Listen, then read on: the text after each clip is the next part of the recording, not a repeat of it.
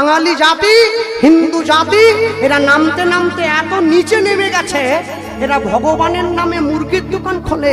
Shrikrishna broiler centre, কাটা 230, গোটা 110।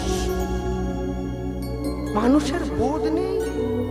মা কালীর নামে জুতোর দোকান খুলেছে, মা কালীর শু হাউস, প্যাকেটের গায়ে মা কালীর নাম লেখা, জুতো ভরে দিচ্ছে।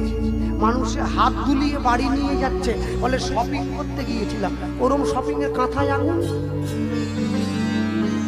শপিং হলো, মনে রাখবেন সব সময়ের জন্য। পাড়া পাড়া একটু দূরে একটা মুসলমান পাড়া জানা আছে, ওদের জলসা হয়।